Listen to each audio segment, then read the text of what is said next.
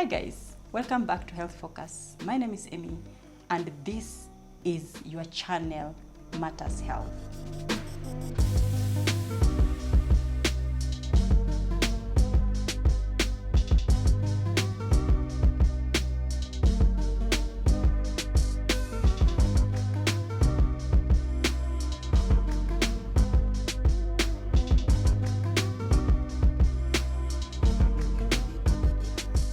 I would like to ask all of us, why are we watching and we are not watching to the end?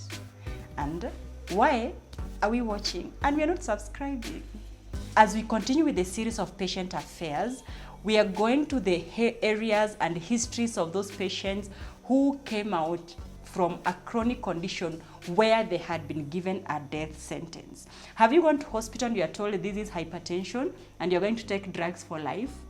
Do you know somebody who has rheumatoid arthritis and they're taking drugs, they're crying of pain every time you're seeking drugs from the pharmacy?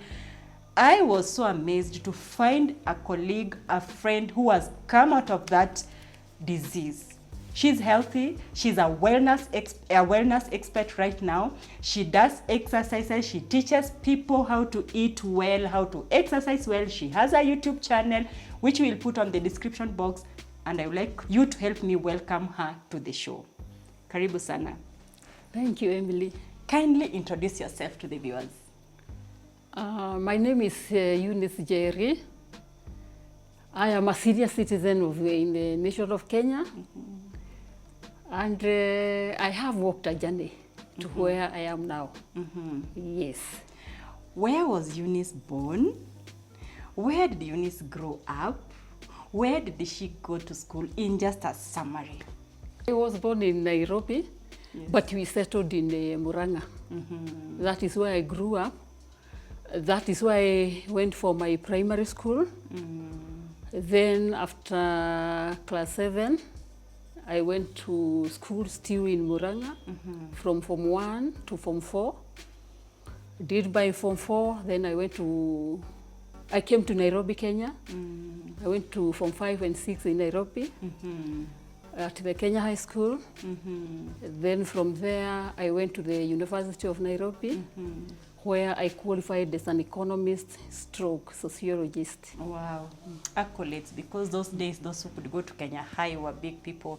Now, as an economist, as a sociologist, you were able to get deep into comfortable life, we can say, in quotes, whereby you could eat anything you could want and do anything you could want. Now, take us through how you found yourself sick. Let me tell you, I had the money, Yes. so I ate the best in life. I know. The best in life is I would never eat food without meat. I see. Every meal. Of course, bread in the morning, sausages, Wow. bacon, Oh. of course, lunchtime, chicken, Wow. chips, all the best according to the desires that we have. Yes. Because that is what we admire, Yes. that is what we think is the best. Yes. And there is something I'll mention, Emily. In my Form 4, I did what we call home economics. Hey, so you can prepare meals. I did biology. Wow. So one of the things that we are taught is about how to eat Balanced a diet. balanced diet. So I knew it's proteins, carbohydrates, vitamins, minerals. But one thing I was never told is that you have to choose which are the proteins you are eating, where do you get them, and all that. So when I got my own money, Hey, I choose You chose the the best. best. But the best was paid for almost it. like a death sentence. You paid for the best. It was finishing me. Because by the time I was about 52, Yes. that is when I was diagnosed with blood pressure Yes. and rheumatoid arthritis. What prompted you to seek healthcare to feel that you were you are not okay? The good thing is that the way God made us, the body speaks. Yes. So like rheumatoid arthritis, because I can't quite remember which came first, but rheumatoid arthritis, I used to hear that there is arthritis, but there is experiencing, Yes. and there is the training. Yes. So I experienced firsthand. The first thing that happened is that this thumb, when if I washed like a cup, it became so painful that I would even drop the cup. Then I just used to use medication. I didn't know it was arthritis. The next thing was my hip area, the hip joint. I was not able to sleep on one side. If I slept on this side, it was painful. So I got used to sleeping on one side. That is when I sought help. I went to hospital. They did a blood test, and I was diagnosed with rheumatoid arthritis. Yes, which spread to the left of my side, my left side. Your left So hand it side. means, yeah, it means from the hand now to the hip, to the knees, and to the foot. So one thing with that is that it is so painful, very painful indeed. I think I haven't had any other pain despite any experiences, including the ones we go through as women, because I think arthritis is worse than, for me, worse than even childbirth. Really? It is very painful indeed. And then the other problem is that you see, if the weather changes, if it is a little bit cold, yes, your body is like a thermometer.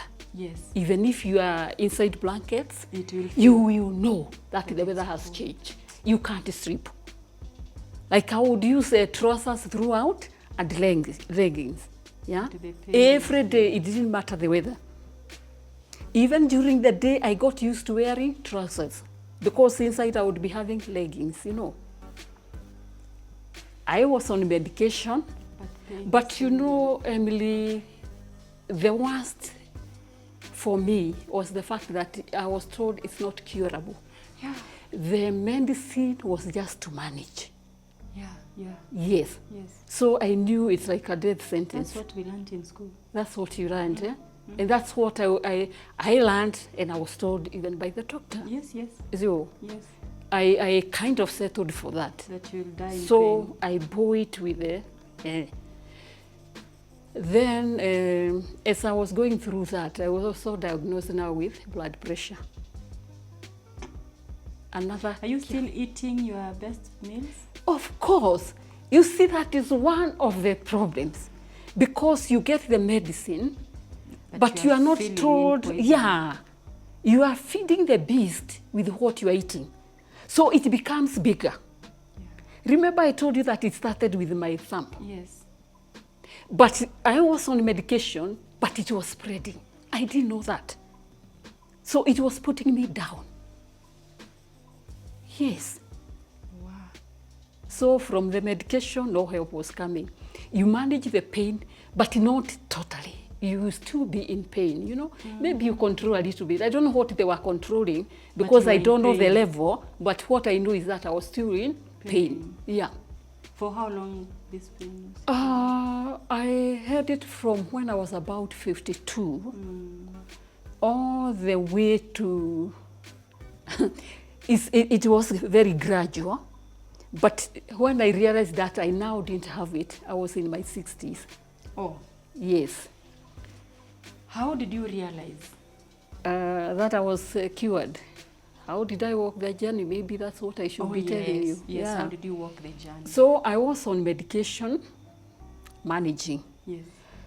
So one day I saw a write-up in the paper written by an Asian doctor, a lady. Yes. She said that she had managed somebody's rheumatoid arthritis, and she explained how she had done it. One of the things I learned, I didn't know, I'm not a medical person, so I didn't know these things. is that she was using omega-3. Yes. A very high dosage of what they call, I mean, you are in the medical field, so you know, EPA, PHA. Yes. You add the two of them, Yes. more than 500 mgs. And so I looked for that. It was not easy. That's why I'm wondering, is it locally available? Yes, it is. Okay. Yeah, in the major hospitals it's there. Yes. So, but you know, you go to the doctor. That time I was working, I had an insurance, so I was able to see a professional doctor. But when you tell them that when I told them that I wanted omega-3 above 500 mgs, I think they were not understanding. So they would prescribe one, I read it, then I tell them no. Not that one. Because mostly there would be about 200 and something, Yes. and a combination of the two, Yes. 300 like that. But I was persisting. For 500. So they would give me the, what do you call it, that piece of paper, prescription. Or prescription. I was wondering what piece of paper. Yeah. So I would go looking for it, Yes. in the big hospital, so to say, and I would get it. So that is one of the things that I was taking, omega-3 above 500 mgs. Normally I would get 750, 1,000. Okay? It's like self-prescription from the paper you read. Yeah, from what I read. Because knowledge no is doctor power, will and you kinda- become persistent now. Yes. Then she had described about feeding, a change of diet. So I got interested, because one of the things that I now learned is that all diseases thrive very well in an acid environment. That's what we were told previously. I didn't know that. Yeah. So I strived to know what will make my body alkaline. Alkaline. Yes.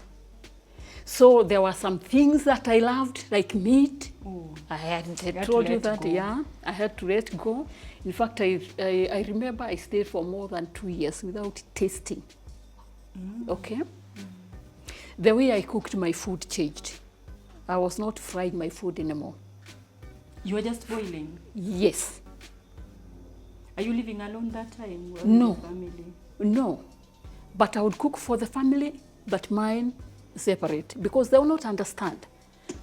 And you can't enslave other people. Yes. They are Yeah. not So sick you walk your anyway. journey. You walk your journey. So I changed my diet. And yeah, so I learned now. I now wanted to know what is alkaline, what is acidic. And gathered a lot of information about that.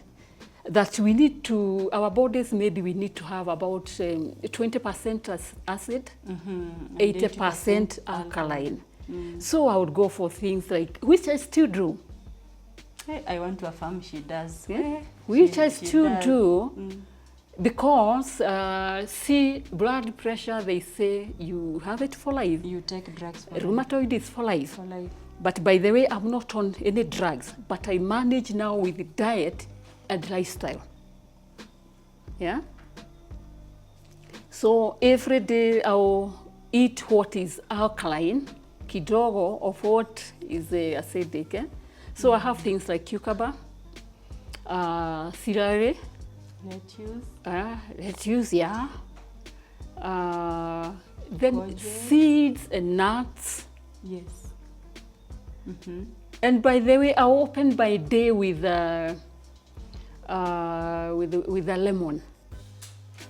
Wow. And there is no acidity when you eat alkaline foods anyway. No, lemon is a very, very unique fruit. God in his own way, you know, because lemon is acidic. Yes.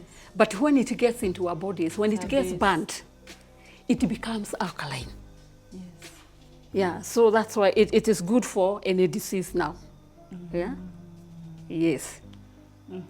And to go back there, even as I was taking the all those things, nuts and seeds are very nice.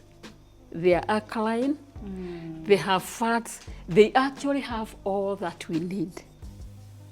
So we shouldn't even struggle that we've not eaten meat the whole week? No, not the whole week. I've told you that I've survived more than 1 year. And even now, I don't buy meat in my house. You never get meat unless I have visitors, because they will not understand. Yeah, but I don't buy meat for myself. If I come to your house now, after overcoming, I can eat meat, because now the body can manage with that little bit of acid, you know. For sure. Yeah. So how long did it take you to realize that I don't need to take medication? It was a journey. And the strange thing is that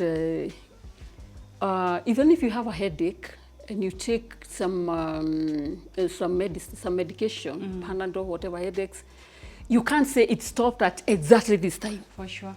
You just find that you have now, if you there is no headache. There's no headache. So for me, whatever I was taking was gradual. So it took many years. But I think also the other thing on top of diet is that when I was about 58 now, and not so much in pain, I also discovered about exercises. I don't know. So it became a combination of Diet and exercising. So the pain on the hip and the left-hand side subsided as you took the basic food. Yes. Then at that 50 is around 6 years later? Yes. How did you get to this exercise? What prompted you? Let me go back a little bit concerning diet, because I feel I should mention this. Yes. About the pain. Yes. You see now the medical medicine was not relieving the pain totally. Yes. So like there's one thing I discovered which I still use today, and I like telling people about it, ginger, the herb ginger. Ginger worked both for arthritis and for blood pressure. It is a blood thinner. Yeah, so when the blood becomes thinner, you see now circulation becomes easier. Yeah. So you are able to circulate nutrients in the body if you have fed well, isn't it? Yeah? Yes. And it also removes pain from joints. Oh. So I always tell people who have gout, who have arthritis, that they can take ginger, both internally and even rub it on a painful joint. Use it when cooking food or make a juice of it? Make juice, do whatever you can, but make it a daily, you know. Or ginger now? Of ginger. Okay. Yeah. All right. Yeah. So with ginger, you're able to relieve yourself from pain? From pain.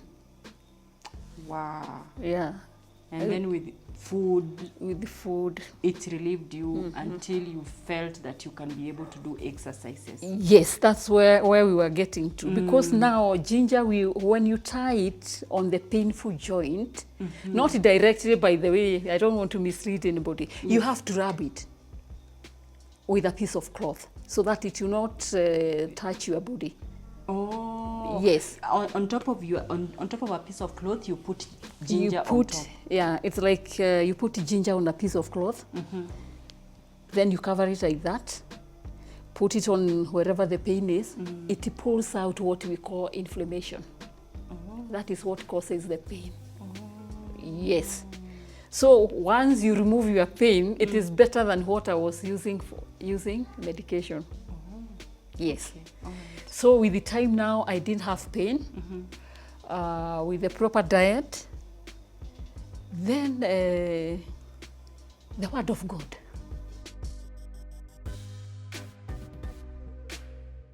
Like we say, if you don't use it, you lose it. You lose it. Yeah? Yes, it's true. So that's why I do exercises, and the benefits are enormous. From good sleep to nice mood, you know.